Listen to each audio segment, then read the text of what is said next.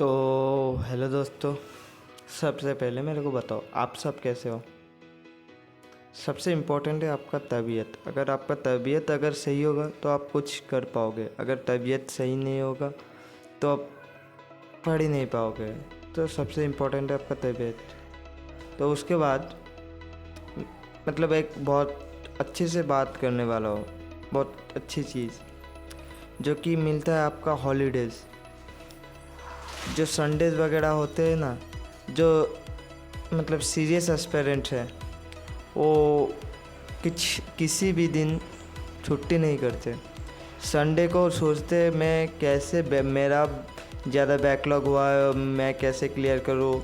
तो ठीक है, अगर बैकलॉग नहीं है तो मैं कैसे एग्ज़ाम मतलब कैसे उस दिन यूटिलाइज़ करूँ, चाहे वो टेस्ट के साथ हो, चाहे वो किसी नए टॉपिक के साथ हो, मतलब कुछ भी।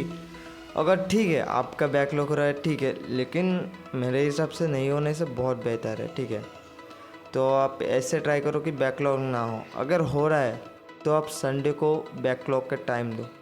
हर रोज़ बैकलॉग के पीछे भी टाइम दो, लेकिन ज़्यादा नहीं, थोड़ा थोड़ा।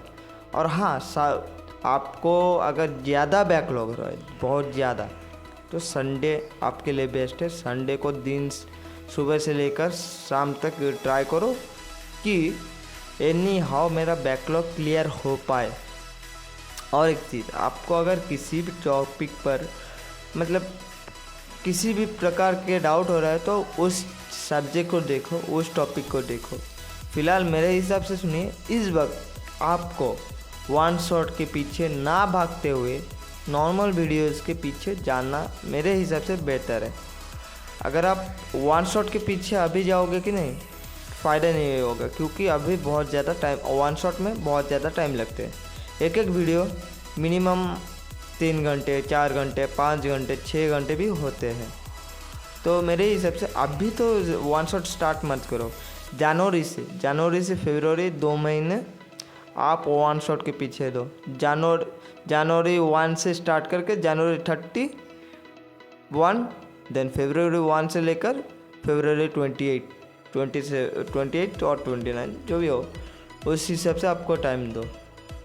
अगर जनवरी और फरवरी मिलाकर, हाँ, जो सीरियस एस्पिरेंट होंगे वो दो महीने के अंदर टोटल 11-12 कंप्लीट कर देंगे भाई वन शॉट में। तो मुझे जो लगता है आप सीरियस एस्पिरेंट्स हो, मुझे जो लगता है आपको नेक्स्ट साल हो ही जाएगा। तो उस हिसाब से देखो। और फरवरी से अप्रैल तक, फरवरी स्टार्टिंग से अप्रैल एंडिंग तक रही आपकी बात, उस वक्त आप सिर्फ मॉक टेस्ट लगाओ। टेस्ट जो जितना हो पाए उतना टेस्ट दो भाई। अगर बहुत ज़्यादा आपने टेस्ट दे दिया, आपका मार्क्स 720 से स्टार्टिंग पे अगर 100 भी आ रहा है तो कोई प्रॉब्लम नहीं। एक हफ्ते 100 आ रहा है, उसके बाद 150 आ रहा है, उसके बाद 200 आ रहा है, 300, ऐसे। हाँ भाई, मार्क बढ़ भी सकते, कम भी हो सकते, उससे कोई प्रॉब्लम नहीं। लेकिन जो कम हो रहा है उसके पीछे भी टाइम दो कि मेरे को क्या समझ में नहीं आया, उसको समझना बहुत इम्पोर्टेंट है। अगर आप उससे समझ पाओ तो बाजी जीत लोगे। नीट तो वही चाहता है कि आपका कंसिस्टेंसी, आप कैसे क्वेश्चन से डील कर रहे हो, वही नीट चाहता है और कुछ नहीं। ठीक है, चाहे वो नीट हो, जेई हो, कुछ भी वही चाहता है। तो उसी हिसाब से आप प्लानिंग करो। आपको जीतने से कोई नहीं रोक पाएगा, कोई